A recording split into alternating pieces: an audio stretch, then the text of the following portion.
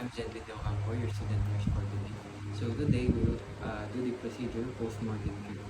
So first is verify the physician's order of declaration of death. Then gather all the materials needed.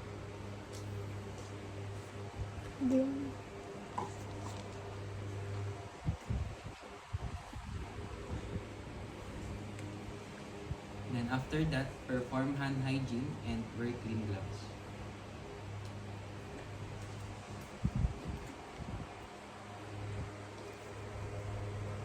Swimming.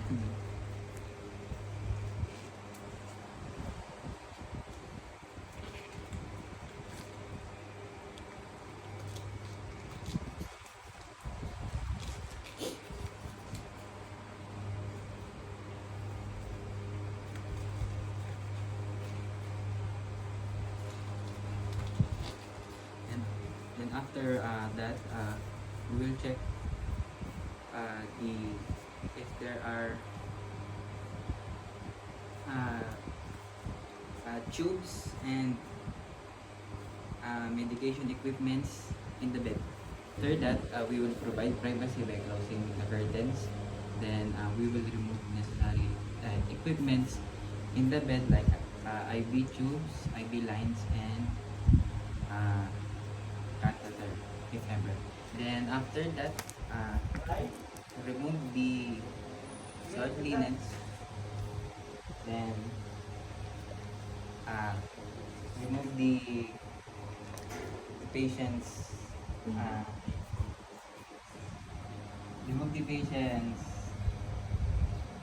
things like ovaries. Then after that, we will perform bed bath. So we need warm water and start performing.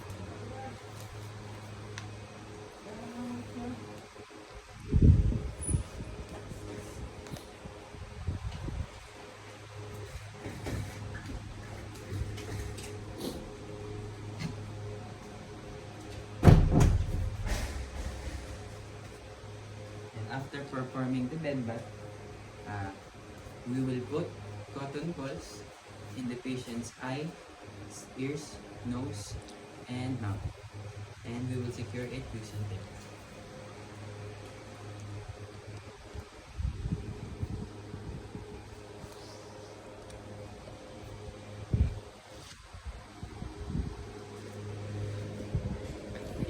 Cut mo. Cut.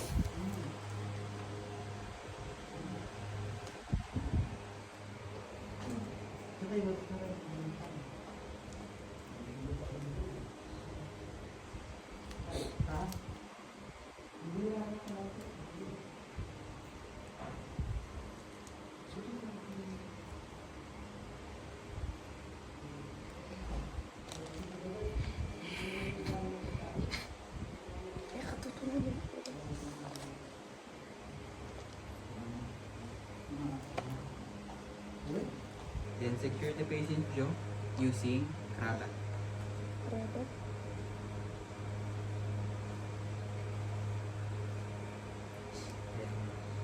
After that, ask the family if they want to view or not to view the patient. Then also instruct them to say their final goodbye to the patient. Okay. Then after that, cover the patient with pad.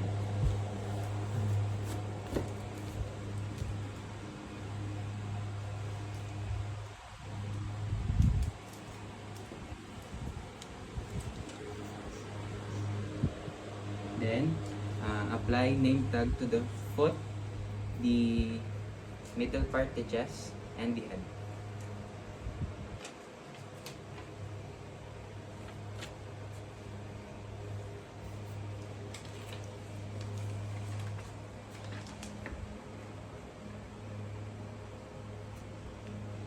And then after that, we will transport the patient to the morgue and document the procedure and discard the gloves and perform hand hygiene.